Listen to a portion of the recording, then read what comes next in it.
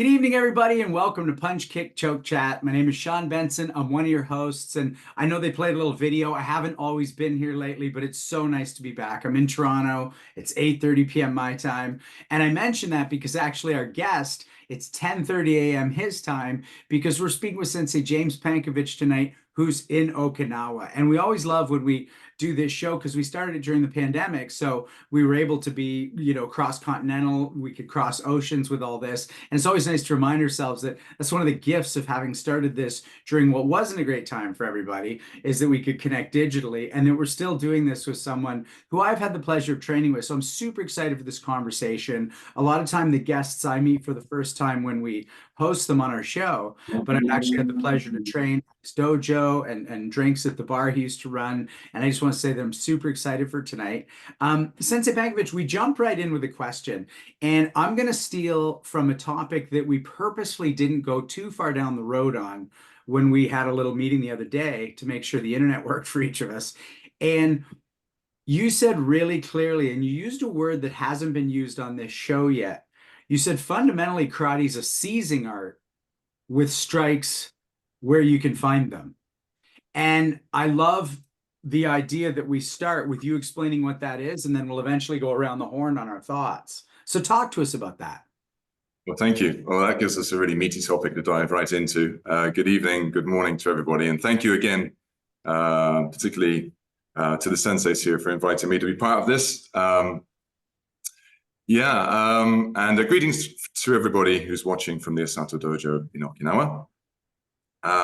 So karate as a seizing art with striking. I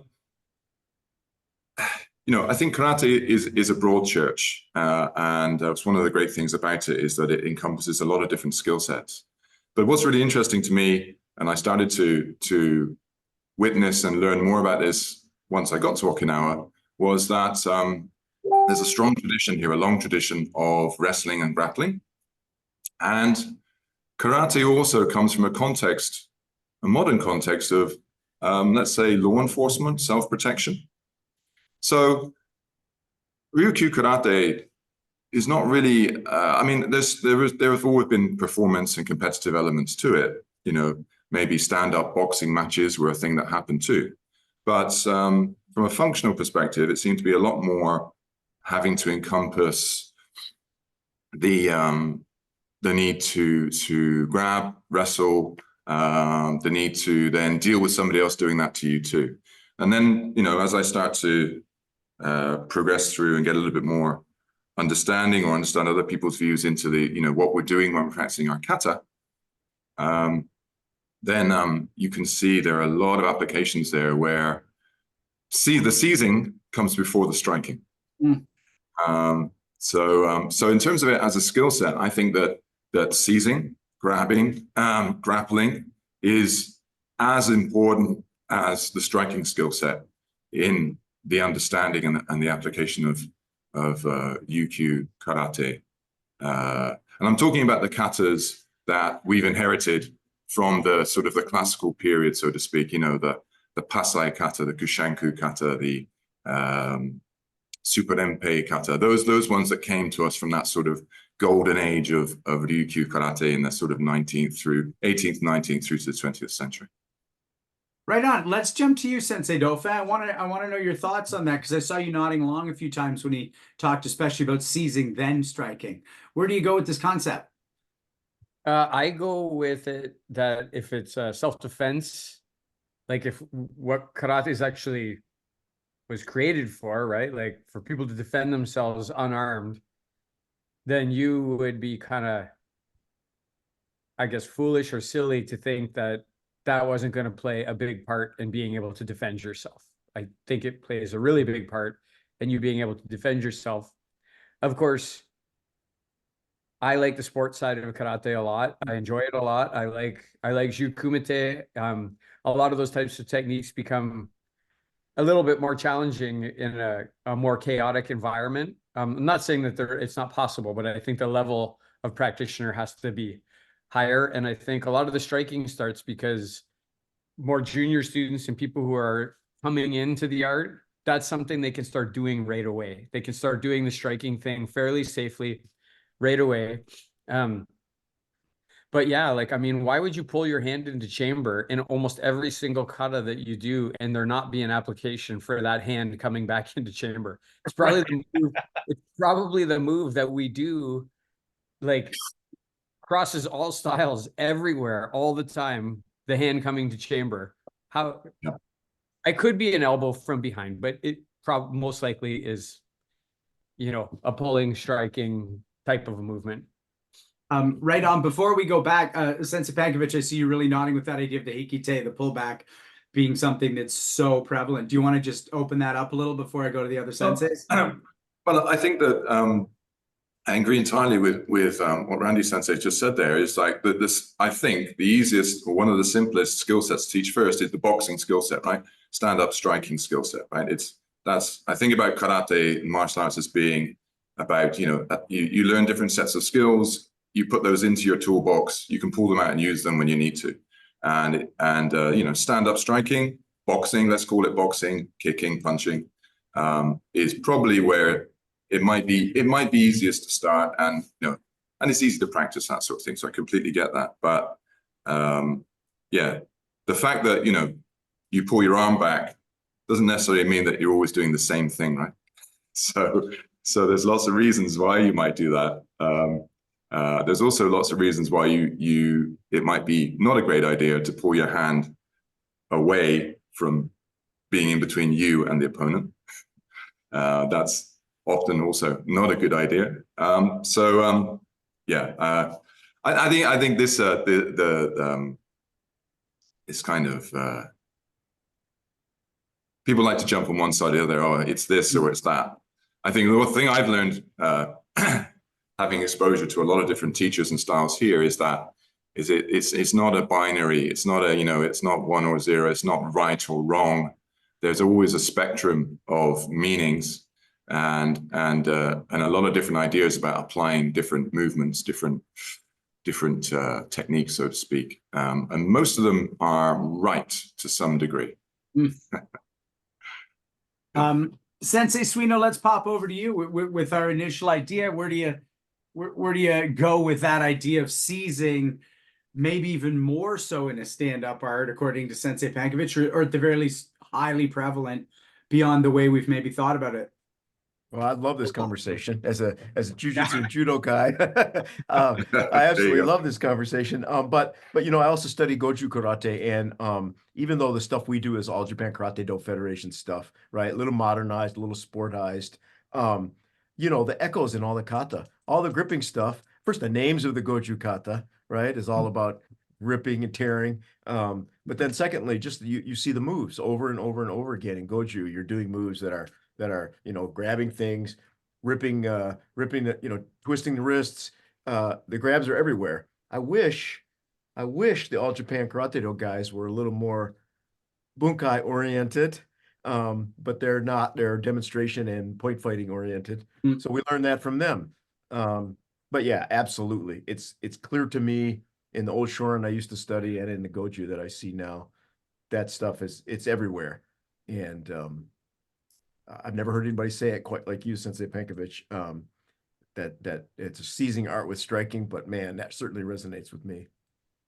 Well, before we go to Hanshi Legacy, part of the reason this conversation came up is we were talking about an old article from Yabu Kensu, who was being described by someone who knew nothing about martial arts as showing a blend of boxing and wrestling.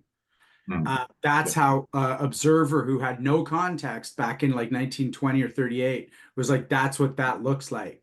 And that's kind of why it came up, because we obviously, that's not the most prevalent way people look at karate. But that's something that someone watching and just describing it saw it as. Hanshi Legacy, where do you go with the seizing aspects? I'm asking these questions because we want to get some answers, right? So historically, when I look at things, most, and martial arts was invented 250 years ago or so. Back in those days, people were walking around with weapons. I have never heard of Matsumura or Itosu or Yanamane Chiru or any of those people's grappling anyone to the ground. It's always been fighting first. And you look at MMA fighting, which is real fighting. Yes, they go to the ground, but usually they start off. When a person steps in and makes a mistake, then they take him to the ground. So I was just wondering if you have, other than what I'm saying, if you had like historical evidence that that shows that they go to grappling first. Oh, that's a very interesting point. Well, so recently I've been looking into Chatanyara Kushanku, just as an example, because it's one of the kata that we have passed down to us through the Matsubashiru system. And when you look into there's a little bit, there's one or two references to this kata or performances of this type of performances that led to this kata being created by this individual, by a Chinese visitor to Okinawa. He was a military officer, and the description, and this is in the Oshima Hiki, so this was a description which came later, was that the original demonstration, which inspired perhaps the creation of the kata later on by Okinawans, was a grappling or a wrestling demonstration. So essentially, the description is of throws and takedowns being demonstrated. So that's an interesting, very small historical snippet, that it was not talked about as sort of a stand-up striking boxing match. And it also wasn't a weapons demonstration either. It didn't talk about weapons. It was a grappling exhibition. So that's interesting, just as a snippet. I also think that from a sort of a law enforcement perspective, where a lot of the time you might be having to deal with people who are attacking you with weapons, then seizing the weapon's arm, disabling the weapon's arm is going to be one of your major objectives. So both being good at seizing and controlling people through the use of tuite, or grabbing the limbs and manipulating the limbs, or if you have been grabbed, particularly on your weapon arm, being able to reverse against that and to get out of that. I think a lot of that may have been very important skill set for the Bushi class in Ryukyu, particularly when their job was to keep the peace, essentially to have to do a policing role during the trade period and the Ryukyu period here. Yeah, I think it's an interesting point about, are we looking at the old kata through a wrong lens when we look at them as empty-handed kata, when they originally may have all been actually based on weapons techniques? So that's kind of an interesting question. But like I say, what we know about, the history says about Kushanku kata is that it was possibly originally inspired by a wrestling demonstration by Chinese military officers. So, there's one or two clues along the way there. And just quickly, Sensei Pankiewicz, talk to us just real quick about when you talk about seizing, you're talking about holding more so than an overt grappling. Is that right? Well, yeah. I think in our karate we have a range of different things. This is the thing about Okinawan karate, is that it's a big mix, right? In Okinawa, there's a very popular dish called champuru. Champuru is essentially a big stir fry. You stir it all up, put everything together, and it comes out tasting better than the individual parts, right? The sum is better than the parts. And champuru is actually an old Southeast Asian word, which still exists then in Indonesia, talking about the same thing, mixing things together. Okinawans talk about their culture as champuru culture. They're quite proud of that. It's a fusion culture at all kinds of levels, not just martial arts, but language, cuisine, music, etc., etc. So I think it'd be fair to say, and we know that karate as a word was a compromise arrived at to describe a number of different traditions that happened to be practiced side by side on this small island, but they'd come from different places and from different origins and contexts. We know where the Goju-ryu stream is different, for example, for the Shurite, Bushi stream, and that's different again, a little bit different to say some of the other streams too. Uechi-ryu came later, etc., etc. So the point there is that karate these days, what we've received has certainly had inputs from lots of different directions. Okinawa sumo is a very strong, very old tradition. And I don't know if you guys have ever seen Okinawa sumo, but it's a belt wrestling competition.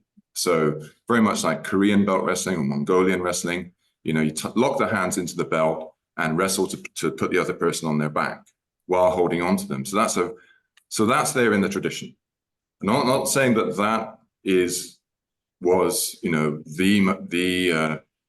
the origin of karate, because it certainly wasn't, but it definitely input into it. And even as recently as Nagamine Shoshin's time, you know, the founder of Matsubashi-ryu, and we talked about him a little bit earlier, who was my teacher's direct teacher. He was a wrestler. He had seniors in his dojo who were noted wrestlers. And as it turns out, his grandson, who's now practicing today, has become a very successful wrestler, Okinawa wrestler, as well as being a very good karateka. So that whole wrestling, grappling tradition is not only historic, but it's alive today. It's very strong. It's just not so visible. It's just not, you just can't walk around and walk into a wrestling dojo. It doesn't work that way. But Okinawan sumo is very, very interesting. You cannot strike, well, not legally, because the hands are tied into the belt for the purpose of that competition format. I think what I'm trying to say here is there's lots of different inputs into the karate that we think we have today, and that we think we're trying to understand.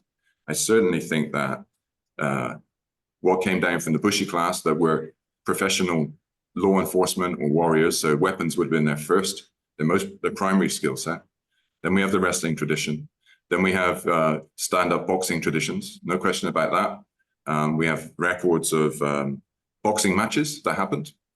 Sometimes those are talked about as the front hand being sort of locked together in sort of a pushing hands perspective, and striking with the backhand, for example. That was a competition format at one point, apparently. So all of that falls under, are all inputs into the karate we have today.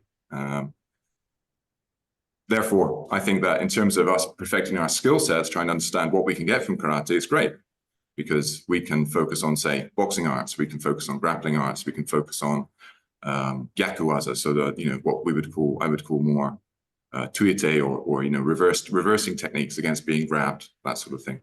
And then on top of that, add the weapons practice that not only enhances your basic karate skills, but then gives you another insight into, okay, so if I'm doing the same technique, but then I have a short weapon in my hand or a long weapon in my hand, how does that change how I should position myself, how I should move with respect to the other person, my strategy? Should I be going for the weapon? Should I be going for them? What am I going to do? That's all.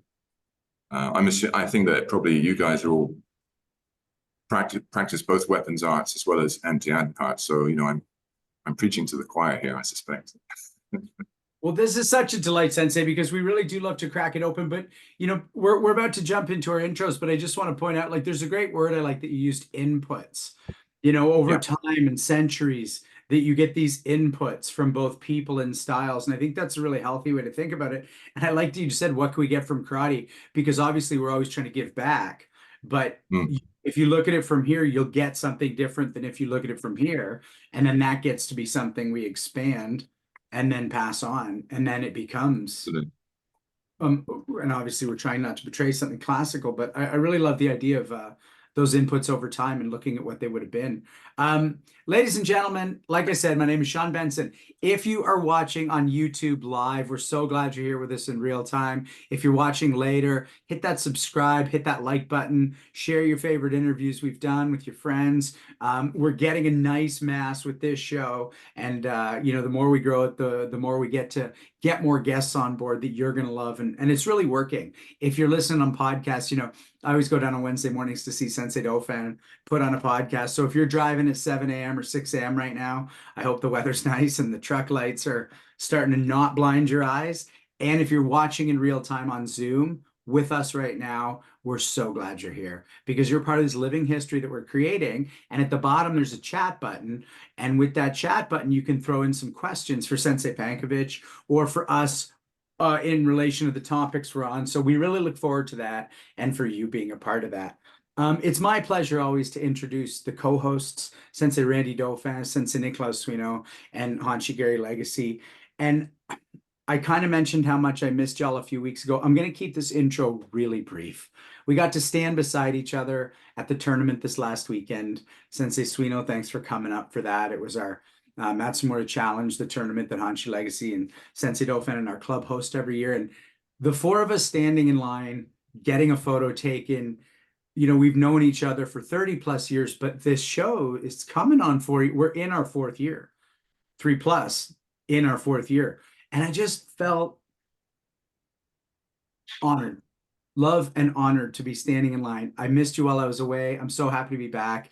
And a day after I got back, we got to stand next to each other and put our arms around each other. So that's my intro, is that I missed you. And once I got to stand with you, I realized why. Sensei Dauphin? Well, we didn't miss you at all, Sean. No, no. We missed you too, man. We missed having you on the show, and we're always happy when you're away doing your thing, but we're happier when you're here doing this thing with us. So, but I get to introduce Pankiewicz Sensei, who is in Naha, Okinawa right now, as we were just talking about. It was coming on 11 o'clock for him tomorrow. He's in the future. And a couple of things I want to say about Sensei is, in addition to being a martial artist, he's also a father and a husband. He has children, 3 children. We're kind of like cousins because Pankiewicz Sensei is a 5th in Matsubayashi Shorinryu, which is a branch of the Shorinryu system. And we, Sensei Legacy, when he put our system together, we kind of follow that kata syllabus. So we stylistically might look different, but do a lot of the same things. His instructor is, I might butcher this, so I apologize, and it's okay if you correct it, but it's Arakaki Toshimitsu. Is that close? Okay, all right. And he is also a Hanshi. His instructor is a Hanshi. He's not a quitter, Sensei Legacy, because he's been in martial arts now for over 30 years. He's done some other styles as well, like Wado Ryu. It says Shorinryu, but Matsubayashi is Shorinryu. But some jiu-jitsu and Okinawan Kabuto as well. He's standing in his dojo that he runs, the Asato Dojo. He's, I don't know, he's a gaijin he's the white guy running a karate dojo in the motherland of Okinawan karate, which I think is super cool. One of the things that Sensei is famous for is opening the dojo bar. You only need to talk to anybody who's been to Okinawa, and they talk about the dojo bar. He opened that in 2011. Sean has been there. Sensei Benson has been there. I never have, but I wish I could have. And that, again, was in Naha.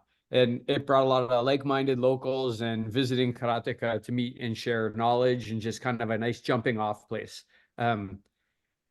Pankiewicz Sensei is also famous for another thing, which is the 100 kata for Karate Day challenge, right? So we've participated in that. Number of our students have done it. It's known all over the place, and we have the inventor of it right here on our show. And it's the 10th anniversary this year. I believe it's going to be 10 years this year, 2024, that you started that. You inaugurated that event to promote the spread of traditional karate practice and connect karateka around the world to Okinawa. And I think it's achieved that result. Sensei Pankiewicz draws on his many years of study and experience in Japan and Okinawa to teach karate to those who are looking for the benefits of improved self-defense. I like that right off the hop. Improved self-defense, better self-confidence, improved health, cultural study, which I think is a part if you're a historian, or it's really, really important part, or just to experience tastes of the Okinawan traditions. Like Sensei Pankiewicz, I also started karate in university. That's where I got the bug for karate. So we have a similarity there. Today I was creeping his social network and looking on YouTube at various videos of him. And I do want to say, I watched you do a super impressive Nanchi Shodan. It was very powerful, really smooth, high skill level. and you could just really, it was really clear the quality of your movements and that you actually train. You're not a person, you're not one of these people who's just like a book karate person. Like, no, you're actually on the floor sweating, doing stuff, which is great. And I also want to say, as much as I'm admiring him and building him up, look at the people who've logged on to the show to listen to him today. You have there's at least that I can see right now, 7 people that have 50+ years experience that are interested to hear what you have to say, Sensei Pankiewicz. So thank you so much for coming on with us tonight. And I'm really looking forward to this conversation. I know we're all going to learn a lot. Thank you. So much. That's awesome. Thank you. Before we jump right into our questions, I just want to say Sensei Pankiewicz is in his dojo and he's got a camera that tracks him. And I love this. If I were being interviewed again on this show, I would like go out and get this set up. It's so great. And also, you know, I mean, we all love having a seat and a coffee, but martial artists tend to be on their feet. And the idea that you get to think and explain while being on your feet, it makes so much sense. Sensei, we're going to start with fundamentally the first question we ask most of our guests after our intro, which is, what was it like growing up for you, and what brought you into your first martial arts club? Yeah. So actually, I grew up in a small town, so southwest England, kind of a country town. And when I was a kid, I didn't have much exposure to martial arts. Loved sports at school, but no access to martial arts. So I got into the dojo first time when I was about 17 years old, and it was a Wado-ryu karate dojo. And immediately, you know, I knew this was something that I was going to enjoy.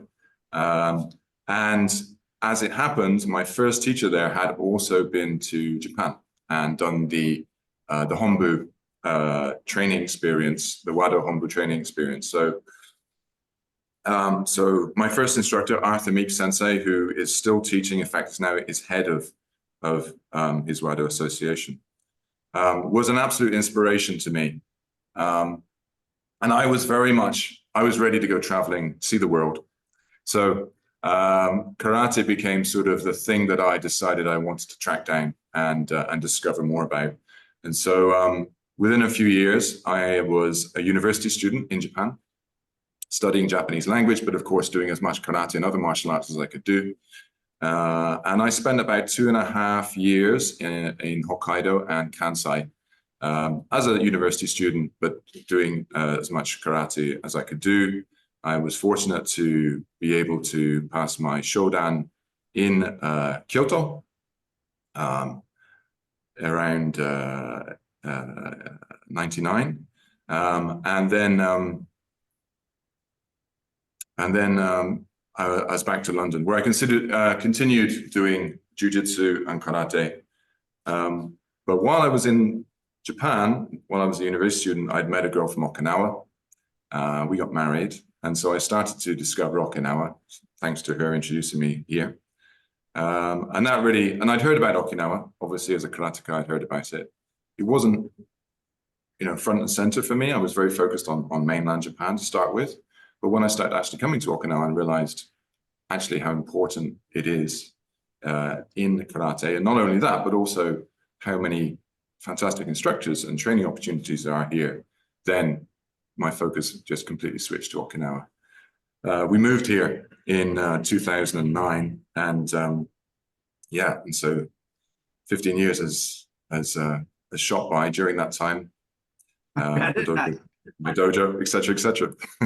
Well, let's back up a little. So let's break open a lot of that. So you're 17, 18. What is making you immediately go, I literally want to travel to fully foreign countries that are far way away?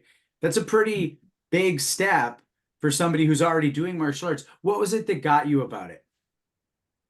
You know, I was intrigued by the differences, the sort of the mysteries of, you know, the Oriental martial arts, right? And Oriental cultures in general. The Far East was just an absolute magnet to me. There was of course, as a young man, I was very interested and excited by the sort of the whole samurai myth and culture. But then, as I went further, it was just constant layers and layers of discovery, different ideas about seeing the world, different ideas. I mean, concepts that are embodied in belief systems such as Buddhism, for example, or Taoism, for example. I'm not a religious person, but I am very, very interested in what makes people tick. So there's just very different ways of thinking about people and the way that we live, and maybe the way that we should act, or the way that society could be. That was all just very, very intriguing to me. So I ended up studying essentially Japanese language, but also politics and economics. But studying that here in Japan, of course, was an entirely different sort of viewpoint as well. So, yeah, martial arts for me has always represented, and I'm glad I understood this. I didn't understand it straight away, but I'm glad I understood it fairly early, that it's a path. So that, and I think the study of Japanese, because I was learning, Chinese characters and their meanings, and we got to start to draw those fairly early. And so drawing michi, do, the way, makes you think about, you have to actually think about what you're drawing, right?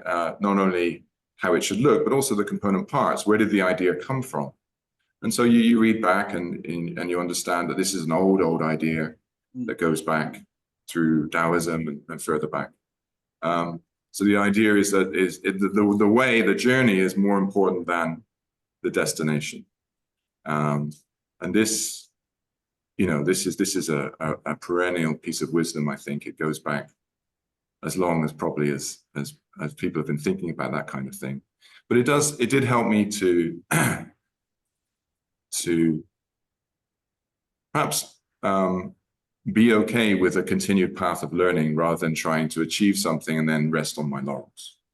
That's literally what it gave me, Sensei, and I'm sure all of us. But I was always an achievement-based learner, and this gave me that. I actually want to real quick. I want to ping back and forth between you and Sensei Suino for a sec. Sensei Suino, you were our first ever guest on the show, and that's about 130 episodes again. Remind us, because Sensei just mentioned why he went and sought Japan. What made you go? Got to go there, live there for 4+ years. So I wanted to go to the homeland of martial arts that I had been doing quite some time by then, maybe almost 20 years before I went to Japan. I believe you alluded to this, Sensei Pankiewicz. I had some stars in my eyes about the whole samurai experience. and I was a little right. I was a little surprised when I got to Tokyo and realized that it was a modern city and that people weren't all running around in kimonos. So yeah, part of it was trying to pursue the myth, but the other part was I wanted to see what it was like in the birthplace, in the homeland. At least that's what I viewed as the homeland, having been mostly a judo guy, a little bit of a karate guy, that kind of thing. Yeah. So it sounds like fairly similar outlook and desires. Yeah. And then let's start with you, Sensei Suino, and then we'll go back to you, Sensei Pankiewicz. How difficult was it, and how important for your martial arts do you believe it was to learn Japanese? It was difficult, although I learned kanji and katakana and hiragana pretty easily, mostly because I had hours and hours and hours on the trains when I went to Tokyo, because I used to go out to businesses and teach English. It was my way of making a living. So that helped with that. I was less good at learning conversation. I think it's important. Japanese, I don't know Okinawan. I've seen a little bit of it. I don't know how much it differs, but Japanese is a very concept-based language, and if you learn the kanji and you learn the concepts, it really clarifies what you're seeing and doing. You see things and you go, that's the meaning. It just says so right there. Now, of course, there's connotation and allusion, but I think it really helps. I think it really helps fill in the cultural context and the history for martial arts training. Sensei Pankiewicz, let's go back to you. How tough was it to learn Japanese, and how important for your martial arts? I don't mean the fact that it lets you live there, in terms of your actual understanding of the arts. Well, I'm not. I never considered myself a natural academic, but going to university, our first year was a make or break. Learn enough Japanese to then be able to go and study in Japan. And literally, the way that they structured at university was, if you didn't pass your exams, you ain't going to Japan. So that was the strongest. I mean, that was all the motivation I needed, right? So, and it was a fascinating thing to do too. So while other first-year students were out, I was in central London, living in student halls in central London. So while everybody else was out, you know, enjoying the student life, I was writing, literally wallpapering my student room with kanji sheets. Suino Sensei, you'll be very familiar with this. The grid paper, just write it again. You know, and this is how you learn kanji. So how all Japanese learn kanji, just write it again and again and again and again. So I literally wallpapered probably twice over my entire room with kanji sheets in the first 6 months that I had to get to a level where I would be allowed to then go to Japan and do the second 6 months as a homestay program. You know, I loved it. I loved it. It was fascinating, you know, learning. As you say, each character it gives you clues to the meaning, and it gives you characters also are combined so that you can sort of almost follow a path of meaning through the combinations of smaller characters into a larger character too. So and they tell you a lot about the history of that idea and how people thought about it and where it came from. So yeah, fascinating stuff. But yeah, you really have to apply yourself. I think everyday Japanese, like, you know, just everyday greetings, you know, basic stuff, I don't think it's any more difficult than maybe any other language. In some ways, Japanese is easier because it doesn't have a massive vocabulary, for example. You know, English has a much more broad and diverse vocabulary. But reading and writing, yeah, you really got to apply yourself for that. So I want to sometimes when we're on the show, especially with a lot of older guests, they'll talk about, like, even Sensei Suino's not actually one of our older guests. He'd be very middle-aged, but he in the 80s had to just go with no internet, etc. And we talk about what people have been willing to do for the martial arts. And I just want to point out to people listening, for someone like Sensei Pankiewicz, who's, I believe, even younger than me, sometimes it's not about travel. It's about literally learning a language while other people are out drinking. Like, your martial arts hinges on something that isn't what you thought it should look like, but then it lets you go do much more than your average person who's not willing to do that. And I just want to point that out, because the idea that you're making that choice while other people are carousing, and then they're like, "Nah, I'll go fight," and you're like, "Well, I'm going to end up in Okinawa." Literally, a hub of martial arts for non-native speakers. I want to say that the thing that generally works for me is, as I give myself a goal and I'm like, I have to achieve that goal. Yeah, I have to achieve that goal. Therefore, now I have to work towards that goal. So for me, getting to Japan was, you know, it was the biggest goal in my life, and rightly so, because it set the direction for the rest of my life. So yeah, but if I hadn't decided to set myself that goal, then things would have been very different. So for me also, that illustrates that sometimes, and you know, I've spoken to a lot of people along the way, younger people, and they'll say, "Oh, it's very, you know, I don't know when to start. I'm not sure if I should try this. You know, this is a big and difficult thing." I'm like, just go for it. Set that as your goal and start working towards it, right? Because it might seem like a very big, difficult, impossible thing. You don't have enough money to do it. You don't have whatever. Just start, set it as your goal and start working towards it. Well, when I decided to go to university, I had no money, and I had no, my parents couldn't afford to send me to university. So there were all sorts of reasons why I couldn't do it, but, you know, I did do it. I'm not saying that I'm special. I'm just saying that for me, you know, set a goal, something really important, and then just keep working towards it. I love that. We talk about that type of thing a lot on the show, and anybody without a goal and then the plan towards it doesn't tend to get real far. I kind of want to do something fun here with my next question. We have a guest question that we'll get to in a moment, but I want to end with you, Sensei Pankiewicz, because you're the one who's actually experienced this. But I'd love to chat, and we'll start with you, Hanshi Legacy, and then Sensei Suino, and then Sensei Dauphin, about our take on the difference between Japanese and Okinawan karate. And then to go to you, Sensei, who's actually living between the two. So Hanshi, you know, we've talked about this for the 30 years I've been in martial arts, 31 now. What is your take on Japanese versus Okinawan? What are the differences? Well, Okinawan karate is the proving ground of karate itself, because you lived in a time where there were no police officers. You just buried the guy on the beach. And so, you know, it's a street level martial art where you're out there and there are no particular ways of doing anything. You just do it. You know, you learn the basics of it. And then you learn to instinctively defend yourself. And karate do, or the Japanese type of karate, is more like, pardon the expression, but more like a parlor house type of karate, where I'm not saying it's not deadly, but I'm saying it's mainly set up in dojos or halls, or and it's sort of lost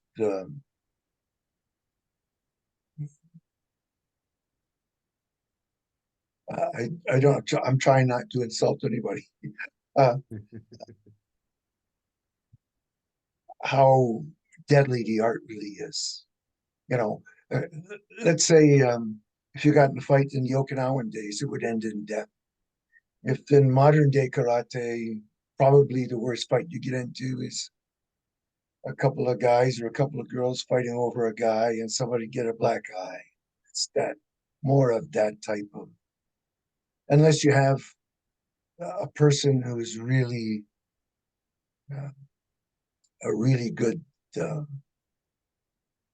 martial artist, you know, like you can be killed by somebody who does karate in Japan. I'm just trying to make a difference where the mindset would be. If you were taking karate to kill somebody in Japan, I don't believe. Whereas in Okinawa you were. And that's where everybody says karate can do this. It's because of the Okinawans. Thanks, Hanshi. Yeah. I appreciate that. You know, I make a lot of notes throughout the show, and I just took a separate piece of paper to write proving ground. I love that phrase. I'm sure you've said it before, but tonight's the first time I really heard it. Sensei Suino, you lived in Japan. I'm not sure how much Okinawan experience you have, but what's your take on the difference between the Japanese and Okinawan arts that way, and specifically karate, if you have one? Well, just so we're clear, my Okinawan karate training on Okinawa lasted all of 90 minutes. And most of the time I spent there, I spent at the buffet in a wonderful resort, eating and drinking. So that's my primary experience in Okinawa. But I've trained quite a bit of karate in Japan. And I would say probably my perspective on it now comes from the fact that I'm training with a Japanese instructor who is deeply involved in All Japan Karate Do Federation Goju. So it is, and while you were talking, I was watching a video of Higaonna Sensei doing Tensho, which is, I like to call it crunchy, right? There's lots of muscle contraction. It's not necessarily fast. It's really effortful. His hands are gnarled from all the smashing and everything. That's Okinawan Goju to me. Not necessarily elegant, fast at moments, not smooth. The blocks are often meant to damage. And the Japanese version of that Goju that I study is faster. It's more elegant. A lot of the blocks are redirecting blocks, not damaging blocks. And the premium is placed on beauty and speed, I would say, more than destructiveness. Now I'm only one guy. I've got one Japanese teacher, and I've watched a lot of videos, so I'm happy to be contradicted. But that's my view on the differences. Thanks, Sensei Suino. Sensei Dauphin? So I mean, I think kicking and punching is kicking and punching, so stances might be different. But I think when I've talked to Japanese karate practitioners, it's sometimes a more rigid or narrow thought about bunkai and application in particular. And I think there's a reason for that. Like the reason none of us are right now are talking about politics, when things happened, how they happened. And that's a big reason why things changed, right? So when Okinawan karate was invented and practiced, there was no electricity, there was no car, there was no, and so it just was invented for different things at a different time. By the time it hit Japan in around 1922, that was the time when, Kano Sensei was changing a lot of the arts to something that was different. Itosu was kind of working on that level. That's why the pinyan katas got invented. That's why these things are created. Then you go to Japan and they have a firmly established political system and education system. There's electricity, there's cars now. All those things are going to shape the way people train and why they train, right? It's going to shape why they train. And I could be wrong about this. I think there was also a little bit of Japanese karate is the karate. There was a little bit of let's not look at Okinawa now when the JKA was formed. Let's make sure that, when Oneida Sensei went to the British Isles and when Kenizawa, and they were spreading the word that that's what karate was. And it wasn't until the American GIs came back and said, what are you doing? This is not actually karate. You're just doing some slice of it compared to what we did when we were in Okinawa. That's when people started to wake up, I think. And again, I'm not trying to be insulting of Japanese karate. I love Shun Shimizu. It's his birthday today. Happy birthday, Shun. They'll kill you. Like, he'll peel the skin off you if you go fight him. But there is a difference, and it's undeniable that there is a difference between them. Thanks, Sensei. Let's end this question with you, Sensei Pankiewicz. Where do you go with this idea, Japanese versus Okinawan karate? And when I say versus, it doesn't have to be against, just differences, observations. Yeah. Well, I echo all of those points. I agree with those aspects. The other senseis have said, they're all absolutely right and relevant. For me, I think that it's very clear that the karate that was taken to Japan back in the early 20th century was taken and shaped for a particular purpose, which was to go into the elite university education system as a very high-level form of martial exercises. It was there to build up the young men, build up their courage, their spirit, and their ability. But the point wasn't to destroy them or break them. The point was to improve their physique, improve their ability to then go on and be, in that context, very, very useful people in Japanese society, in at that time, a very militaristic society. The karate that went into the Itosu formulated into the pinyan system, and then went into the Okinawan education system 20 years before that, right at the turn of the 20th century, that was there to provide a safe method to bring karate training, the benefits of karate training, into the Okinawan school system. They didn't want school children maiming each other. They wanted them to be able to, again, foster strength and courage, but to come out stronger and healthier at the end of it, and smarter, and et cetera, et cetera. So the karate that if we go back, back to those times when Okinawa was a trading hub, when you had lots and lots of different groups seeking their fortunes, competing with each other, trading with each other, ripping each other off, enslaving people. It was a very dangerous, lawless time. This was the age of commerce, and there wasn't a single, lawful authority for a long time. And so I think it's about the context in which you do your karate, right? So that's so if you're training with the context and objective for it to be a life defense art, you know, for it to give you a chance against whatever kind of violence, you know, you might come across, then you need to look at your karate that way and train that way. If you're training it as a long-term form of exercise in order to keep yourself healthy through into your senior years as long as possible, then you need to train it that way too. Maybe you can do those two things together. So yeah, I think it's about your objective for your training and about the way you train. I absolutely agree that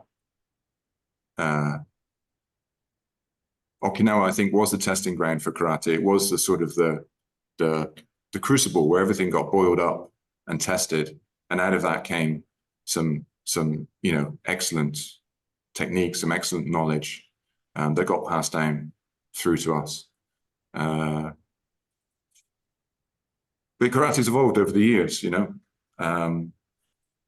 It's been reformed for different things along the way.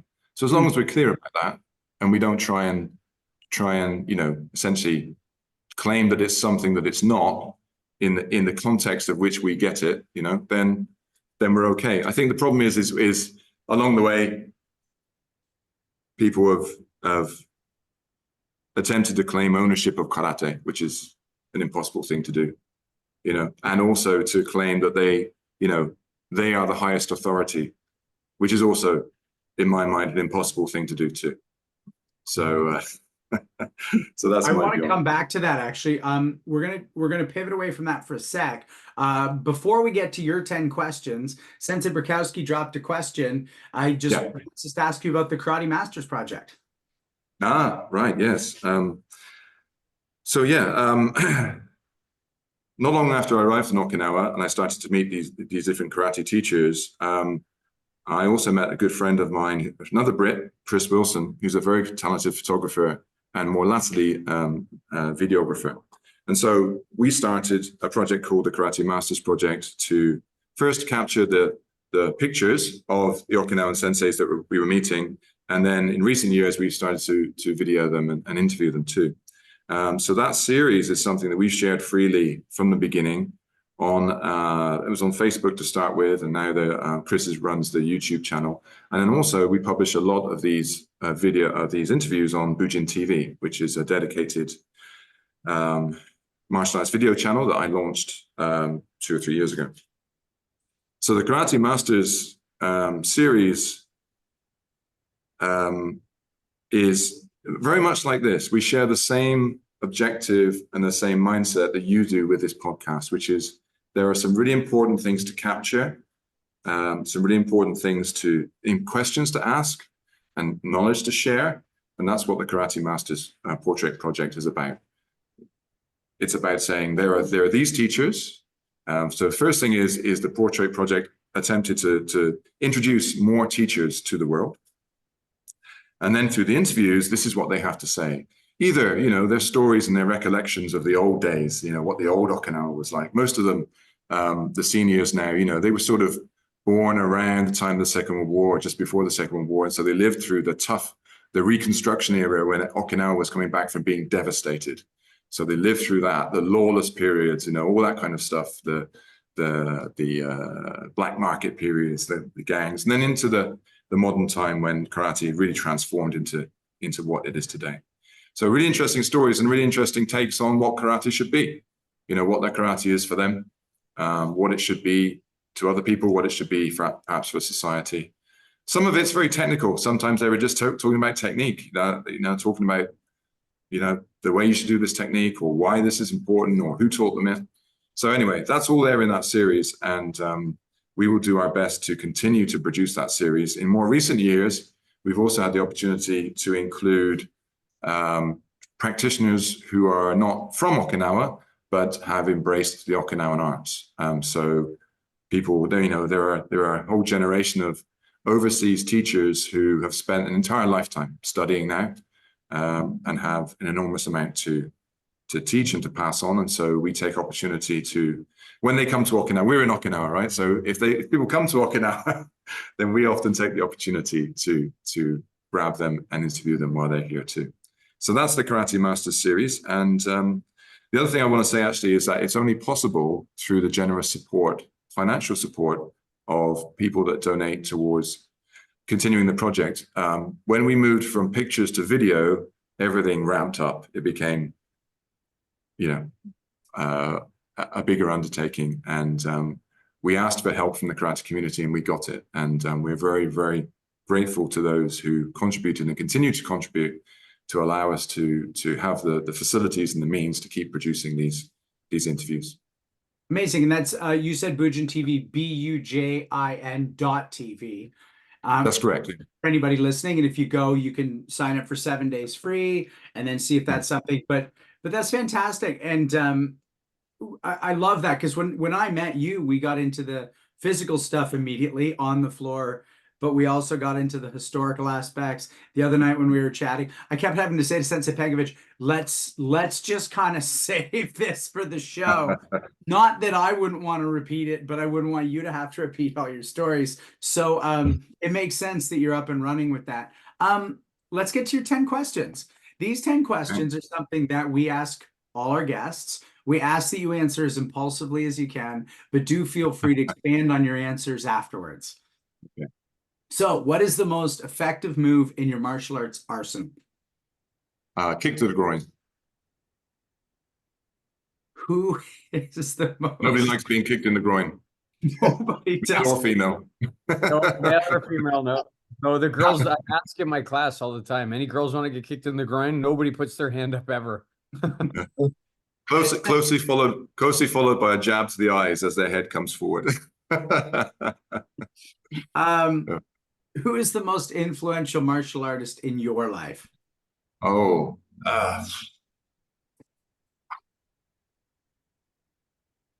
that's really difficult. Okay. That's really, really difficult. So I'm going to go 2. Okay. I'm going to go 2. And if I upset anybody along the way by these 2, I apologize, but these are the 2. So Arakaki Toshimitsu is my instructor here in Okinawa. Not only is he a fantastic instructor, but he's been somewhat of a mentor and a guide. So he's never closed doors to me. He's never said, you can't do this, you can't do that. He's good-humored and patient, as well as being an excellent karateka, and so I'm hugely indebted to him. The other person, Patrick McCarthy. And this is because his knowledge and insights are, as well as, of course, what he's done to take everything he's learned and restructured it into his system. I just think it's an incredible achievement. And so, yeah, those 2 individuals. Right on. Who do you think is the most influential martial artist of all time, and why?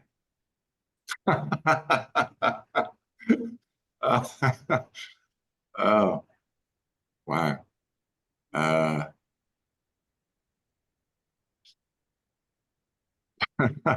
That's a difficult one. I'm almost tempted to say in a very kind of flippant way, Mr. Miyagi, because the Karate Kid movies they had a massive impact in the rejuvenation of karate, the image of karate, and therefore the number of people that were interested in it, not just outside of Japan, but actually even more inside of Japan. And that's a whole conversation I could go off on, but yeah, slightly flippant answer, but yeah, Mr. Miyagi. Right on. What excites you most about the next 5 years of your training? Oh, right. Okay. So, so continuing down the path of exploring the legacy that we've got, the older kata, at the same time as exploiting all these opportunities to connect in training with so many people around the world. There is no question in my mind, although it's overwhelming at times, there's no question in my mind that broadly, as a community of people that are interested in martial arts, we've learned more in recent years than probably ever before, just because we have so much access to learn from other people, whether it's sort of watching what they've done or actually, connecting with them in real time. I suspect that 5 years from now, there'll be entirely new learning modes for physical activity. And I'm talking about driven by technology. And I know that, well, that kind of makes a lot of people go, no, reflex action against that. But I got to tell you, during Corona, obviously everybody had no choice but to move on to online platforms, Zoom, etc., just like this one. Okinawan teachers too, before Corona hit, the idea that they would teach online was just, it was almost offensive, ridiculous, offensive. That's, you're degrading our art by trying to get us to teach online. But they changed their minds. A lot of them changed their minds because, you had to make do with what's available and make the most of your situation. And so my point there is that things change, things move ahead, and we need to be adaptable and continue to make the best of what's available to us. So I do think things will change very rapidly over the next 5 years. We're in the middle of your 10 questions. I don't want to crack this open, but sure. I love the idea that you have this intense interest in the oldest kata you can possibly find, while at the same time being an intense futurist around the growth and training mechanisms. I really like that duality. If heaven exists, what would you like to hear God say when you get there? Would you like to go back and have another go? It's not a destination, right? What am I going to do up there? What am I going to do? Sit around and watch everybody else having fun? Do you have a favorite film and television martial artist, even if they're not necessarily a great actual martial artist? When I was younger, the guy that I was most taken with was Brandon Lee. I love the way Brandon Lee moved. I loved his fluidity. I loved, it was movies but I just, when I was younger, everybody loved Bruce Lee, of course they did, but I thought Brandon Lee was just he was a real artist, I thought, and really, for a while there, I was like, I just want to be able to move like Brandon Lee. Is there a martial artist, living or dead, in all recorded history you would want to train with the most? Well, in Okinawan context, the one that often pops up is Motobu Choki. Just because he seemed to have a very, very hands-on, practical, no-nonsense approach to training, and obviously clearly thought about his training. So while he had a reputation of being sort of, this sort of street fighter, he was clearly had put a lot of thought into his karate too. So yeah, Motobu Choki, I think he'd be fun at weekends, definitely. If everyone in the world could have the greatest benefit martial arts has given you, whether they train or not, what benefit would they be getting?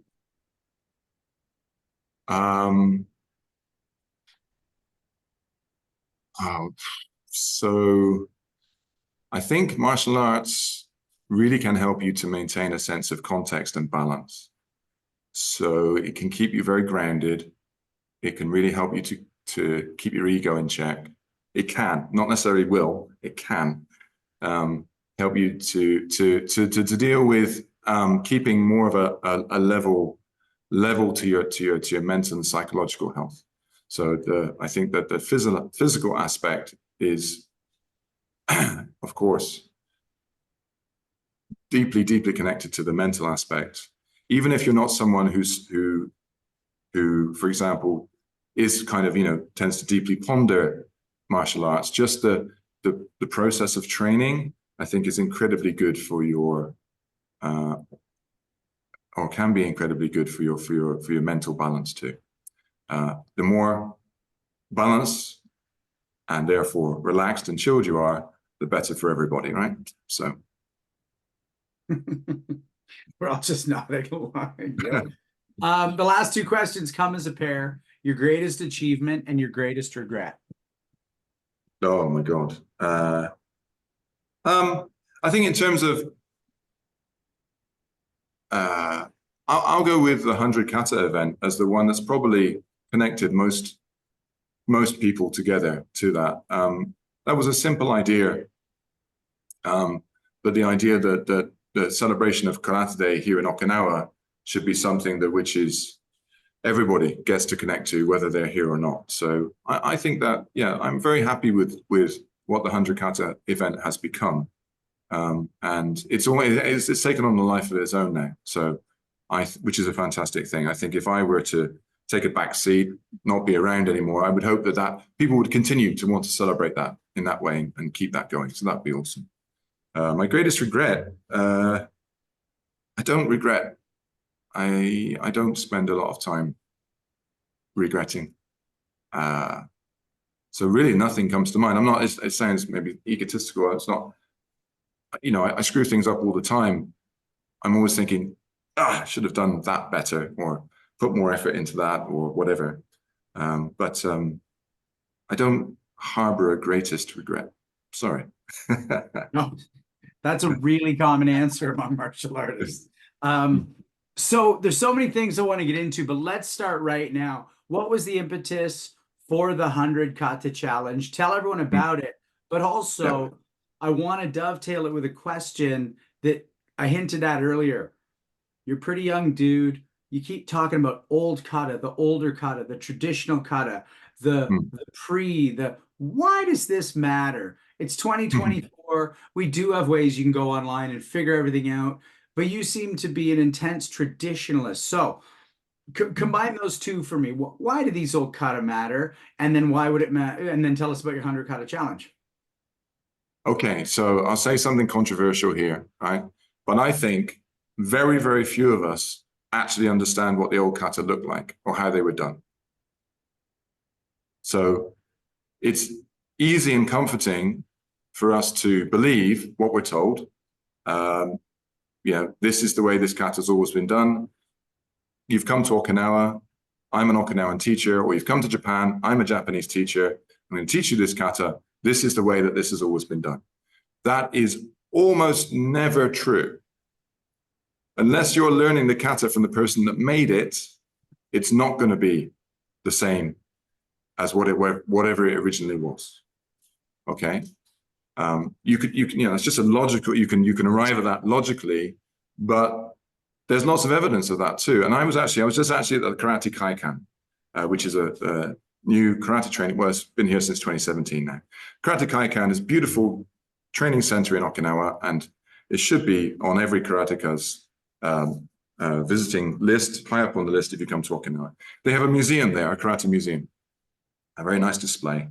And they have a video display going there. And recently, some old black and white videos dating back to the 50s or the 60s, karate demonstrations in Okinawa have been unearthed from private collections, and they're playing there at the Karate Kaikan.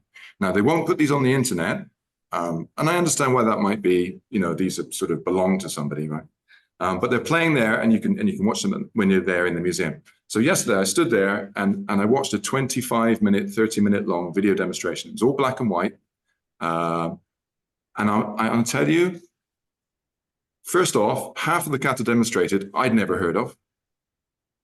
I don't know where they've gone, but I don't know anybody in Okinawa still practicing at least 50% of the kata that were demonstrated.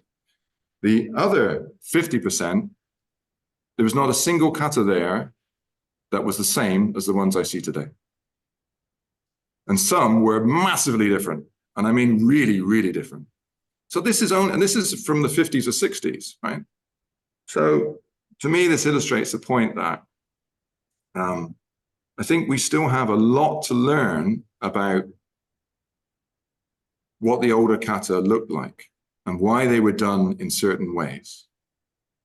Now, I also want to balance that by saying, if we spend all of our time trying to discover that and not actually practicing ourselves, then again, we've lost the balance, right? So I'm not thinking that you know, my karate is going to get magically better just because I happen to figure out how the kata were done, really done 50 or 100 or 150 years ago.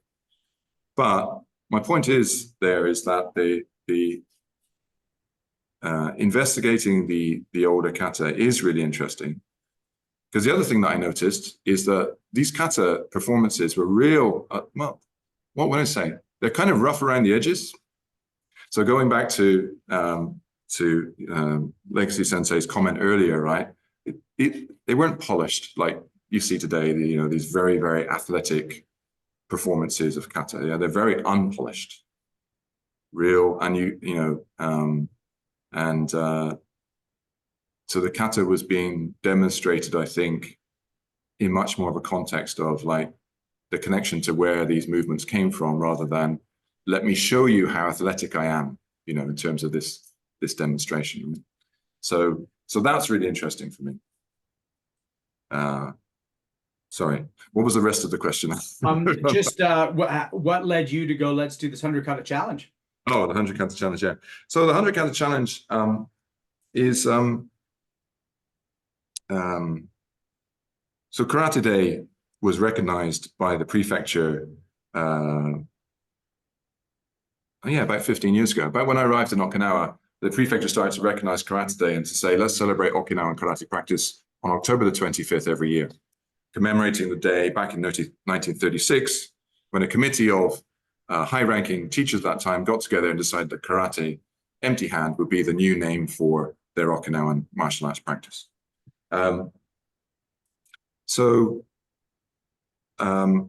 Unfortunately, the prefecture wasn't really looking outside of Okinawa in terms of getting people involved in this. And I knew from all the people that were coming to the dojo bar that people had a real passion for connecting with the karate community here. So hence, I thought about maybe we could do a competition event, maybe we could do this or that, or a demonstration event. But then I sort of arrived at the kata 100 kata challenge, because it is a challenge. If you say to anybody, whether they're a competitor or a beginner, you're going to take one kata and repeat it 100 times in sequence, that's kind of a whoa. It's quite a challenge, right? But it's actually also a challenge that anybody can do. You just commit to it and do it. So that's why I liked it. It's competitive, but you're competing with yourself. You're not competing with other people. Nobody's going to win or lose, but you are going to have that sense of achievement and connection with everybody else that's doing the event around the world too. So that's why I think the 100 kata format works really well and seems to be really popular. Also, I really like to encourage people to get outside, get outside, go to the beach, go to the park, do it there. It's good to do it in the dojo, but it's good to get outside and do it too. And in doing so, also, hopefully we encourage other people to take up practice as well. There's also a 100 Kobudo kata challenge as well. So while there is no official Kobudo day in Okinawa, not yet anyway, because I was contacted by a lot of Kobudo practitioners saying, hey, how about, a 100 kata challenge for Kobudo? I said, yeah, let's do it. And so we've been doing that every year at the end of March. And so March 31st, we will be doing our 100 Kobudo kata challenge. That's online too. And that's, again, you can sign up and join in for free. Select your weapons katas that you like and enjoy that challenge alongside your dojo mates. We will be here in Okinawa. We are going to go to Fukushuen. It's the old Matsuyama Park, which was the old park where the Chinese community used to get together and have festivals and practice their martial arts way, way back. So we will be there, Sato Dojo members and friends, and we will be doing this year, I think we're going to do nunchaku. We might do a little bit of eku too. So we do, in Matsubashiru, the core is bo and sai. But I think this year we're going to try and add to the challenge, do our nunchaku kata, do a bit of eku kata too. Right on. Sensei Suito, I know you wanted to pop in with some thoughts and questions. Well, this might be pulling us backwards a little bit, but I would love to hear your thoughts on this idea of, why are we fascinated with the history of our martial arts? Is it just because, we're historians and we're curious about where it came from, or do we think that the martial arts were better 50 years ago, 100 years ago? Is the kata created by, right? Was judo created by Kano, Professor Kano, better than the judo that the athletes are doing now? You know, is there a Kung Fu Panda aspect to this? Like, are we going to find the old magic? I just wonder kind of what your thoughts are on that. I think it's absolutely the case that a lot of people would love that to absolutely be the case. You know, that the further back you went, the more of the original and better martial arts secrets you would find. And I think that often can be the case, but not necessarily. I also think if you look at just the level of physical ability in general athleticism and ability in the past 150 years, you know, humans have got bigger, stronger, faster. We've also got fatter in many cases too. That's but you know what I'm saying. You know, there's been we're better fed, stronger, bigger than we used to be, right? But yeah, the idea that yeah, I think it's a romantic idea, of course, that you can go back and discover these lost secrets, and that's, I think the thing that people want to feel is that if you discover the secret, that then somehow kind of levels up your ability, right? It's almost like a video game, right? I mean, that's not necessarily the case, right? So, but I do think if we understand our kata better, we understand the context and the way that it was put together, we're going to have a better idea, better chance of unlocking the knowledge there and taking advantage of it.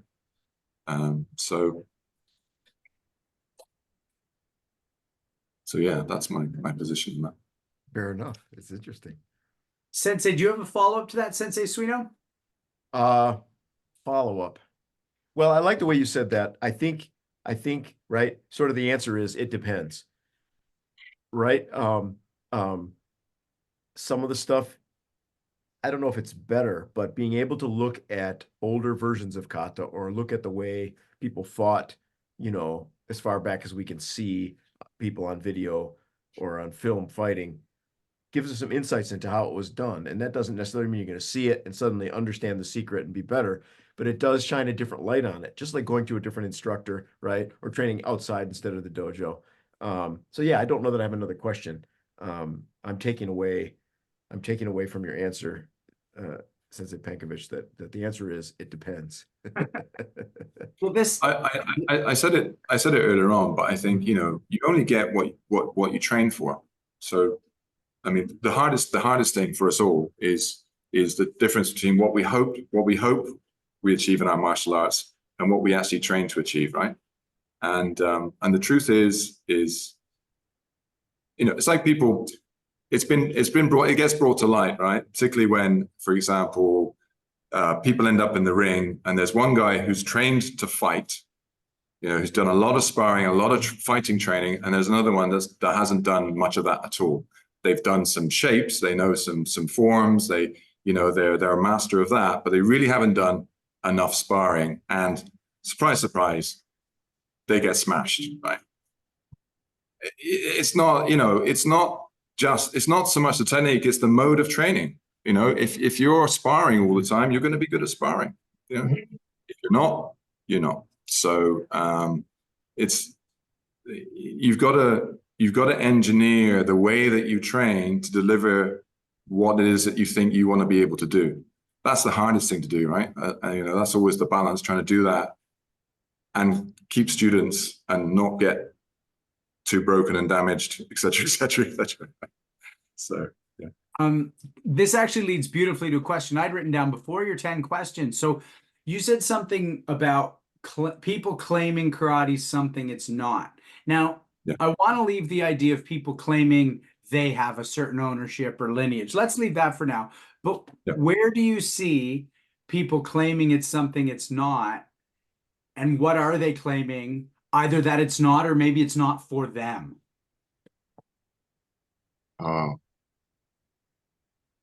So, okay. So I don't want to sort of single out a particular martial art or school, whatever. It's easy to do that and not necessarily actually that useful. Oh, so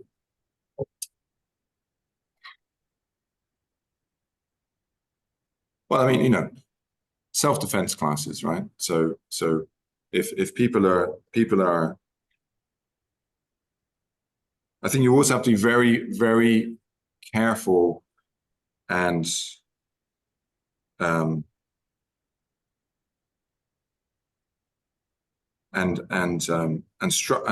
be careful and have the and really have the right experience and credentials to be able to teach, for example, self-defense. So there are different sets of skills that will help people to do better, to look after themselves. I mean, to be honest, I think most self-defense is done in the preventative phase. You just don't put yourself in dangerous situations.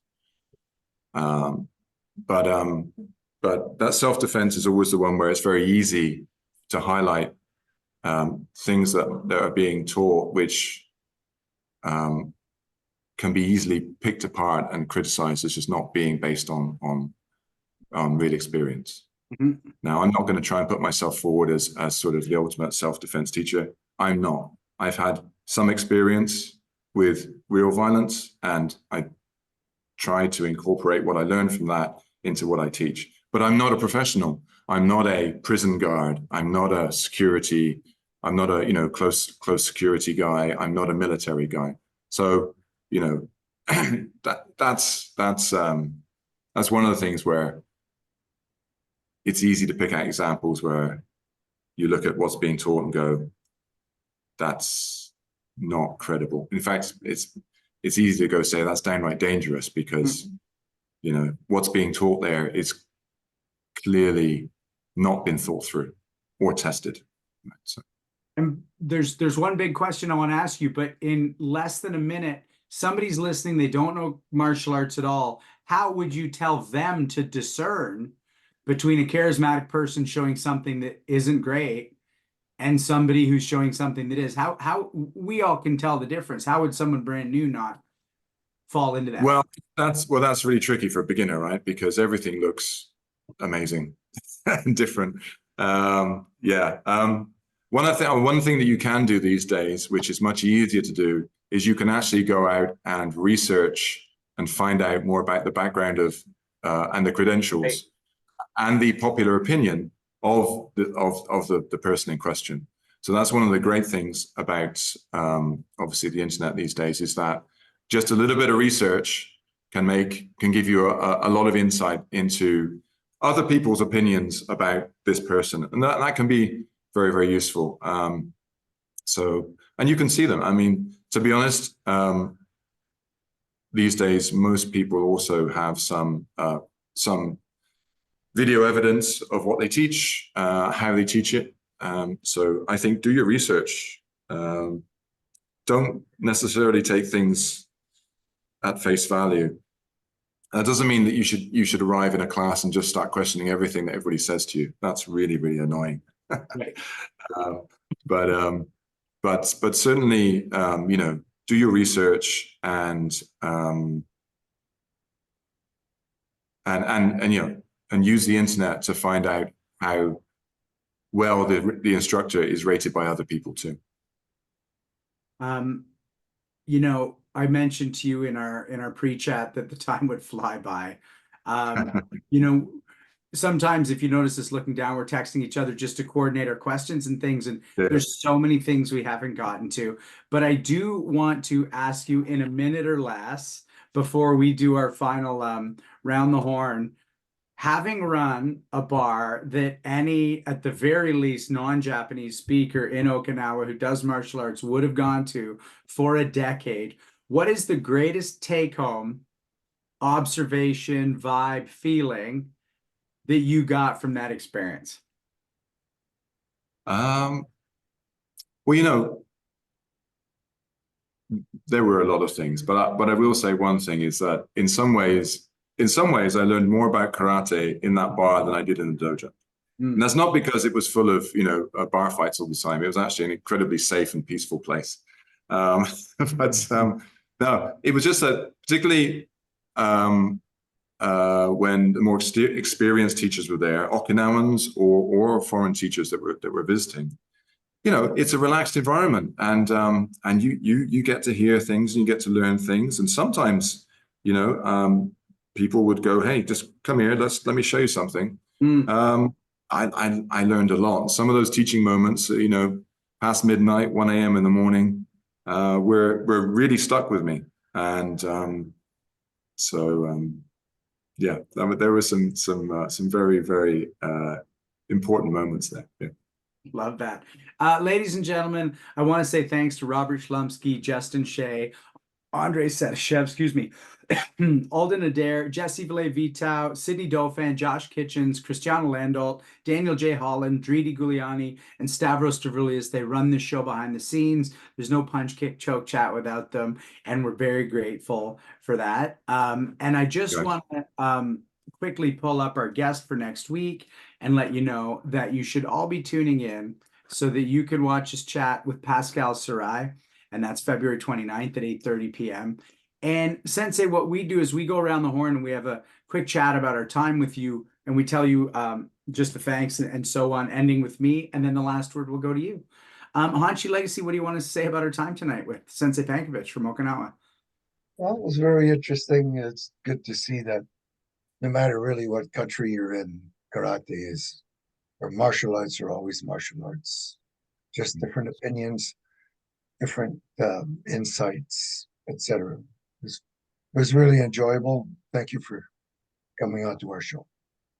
Thank you. By the way, I intend on going to Okinawa within the next year or so. So I'll be. Oh, it'll be my pleasure to welcome you here. Please get in touch, and we'll make sure that we make the most of your time here. Thank you. Thank you. Sensei Suino? Loved it, man. What a slice. I often say I wish I had more time with you, Sensei Pankiewicz. I really mean that, and I think I'm probably going to either tag along with Hanshi Legacy or Yeah, come over there myself. But I have a two-part question. Sure. Champuru, do you get it with Spam in it? And is there a place nearby where you are that you would recommend if I go there to order it? Yes and yes, absolutely. What's the point if you don't put spam in it? Oh my gosh, I love this answer. Yeah, no, I've got some great spots. Yeah, guaranteed on the list. If you get it here, I will take you to my favorite spots. Yeah, that does it. That does it. I'll be there. Thanks, Sensei Suino. Sensei Dauphin? Well, Sensei Pankiewicz, I can guarantee you one thing. When Sensei Legacy arrives on the shores of Okinawa, I will be there on his side. Awesome. You will have to entertain me as I tag along with him while he's doing things. But I can go get you coffee or whatever you need me to do. I liked where we started with this, where we started talking about seizing and striking. And I never took it to mean like BJJ or high level grappling. In my mind, I never went in that direction, but I do like what we talked about. Like, I always think of it as more stand up clinching and holding and striking. And, you know, if your guy goes to the ground, stomp on their face with a low kick or something like that. Right. So I really enjoyed the beginning opening. I liked when you said you don't pass your exam, you don't go to Japan. That's a real thing. Like, there's not much gray area there. Pass and go, fail or don't, right? It's a good learning lesson for a young person. I agree with you. If you give yourself a goal, you have to achieve that goal. I can relate to that wholeheartedly, whether that's a daily goal or a long-term 10-year goal. I'll quote what Sean often says: the time's going to go by anyway, so you might as well get your ass to work, right? There you go. I just love that whole dialogue we had about Okinawa when you and Hanshi Legacy both said about it. Karate, that was the proving ground for karate. Well, I always, you know, it's funny, you think about things, but just saying that's the proving ground of karate. It's true. It's not that it hasn't been proved in Canada or England or other places, but that's the historical proving ground of karate. And yeah, it was a port town and it was a lawless time. And that's one of the reasons why it had to be. I love that stuff. I'll be thinking about that a lot. I liked your comments about the highest authority on karate, or that a person owns karate. That's just silly, right? Like, I mean, I don't want to be disrespectful of people who have strong, really rooted opinions from lifetime of training. Like, they have the right to speak their opinions of what works and what doesn't work from their training. But to say that things that I don't know about, is wrong or doesn't work, that's just silly, right? That to me seems competitive and not all encompassing. I also liked when you talked about the lawless time after World War II, because isn't it true that Okinawa went through 2 periods of history where they had to rebuild? And so, yeah, it was a proving ground 2 times over, right? It was a proving ground 2 times over. Kick to the groin, it's definitely effective. I don't know anybody who wants to line up for one, and I don't.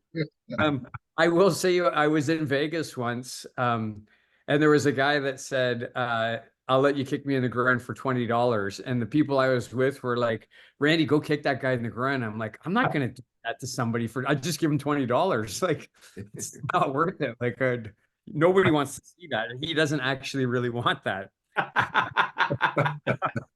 I'm happy that you arrived on your sensei as the most influential person. That made me happy. And Hunchy McCarthy is a friend of ours. He and Hunchy Legacy go back like to the days in Canada, to the early days here.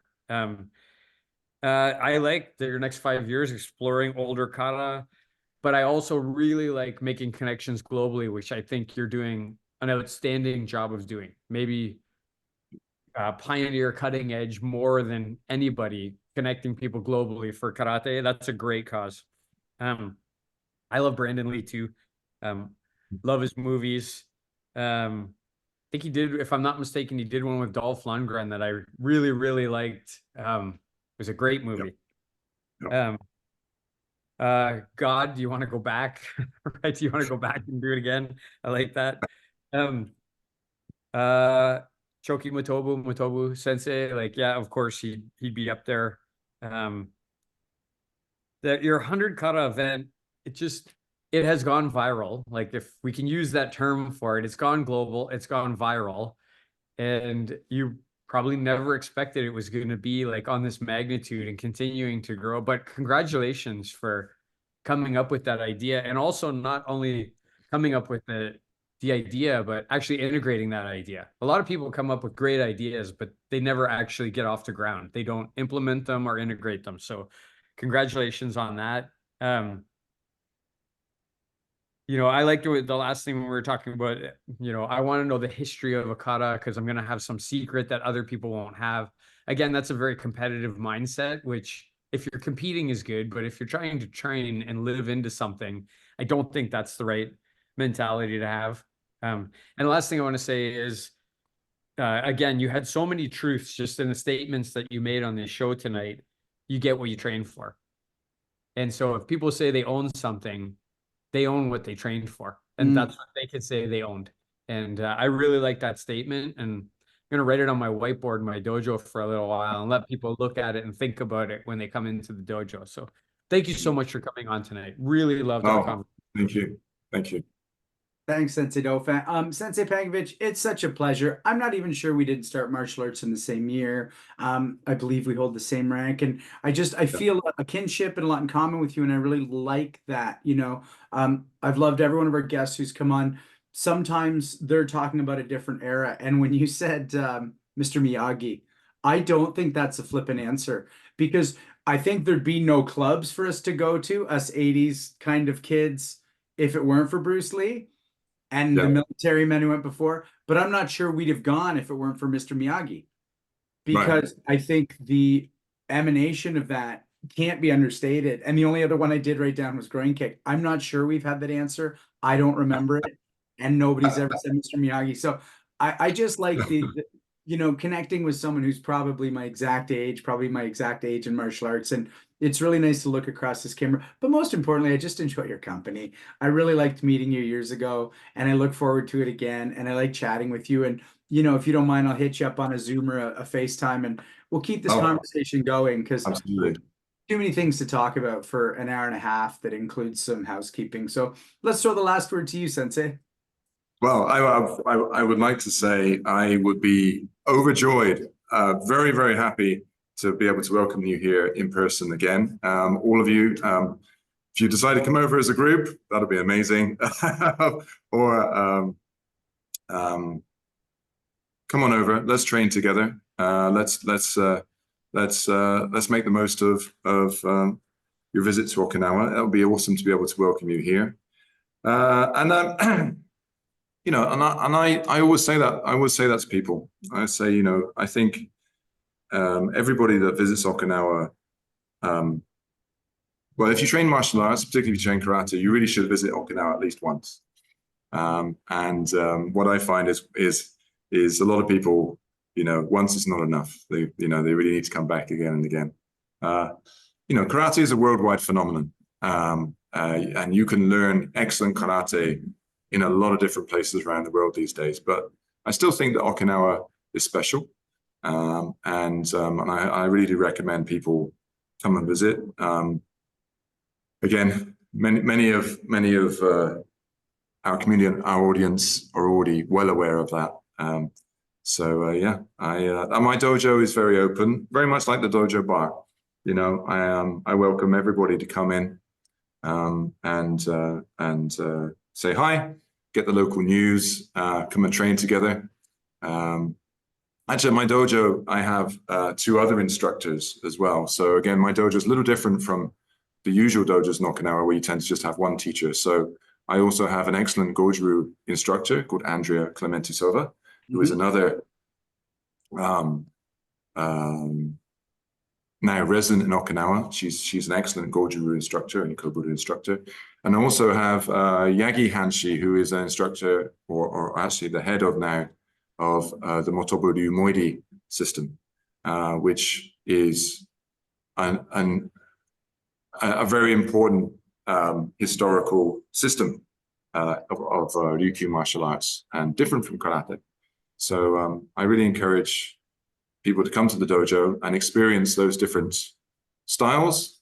And we're also very pleased to help people also go and train with other teachers too, in other places, in other dojos. So yeah, get your asses to Okinawa. Let's come and have some good times. Thank you, Sensei. Thank you, everybody, for watching. And Senseis, thank you for hosting this with me and letting me host with you. Good night, everybody. Bye. Good night, everybody. Bye-bye.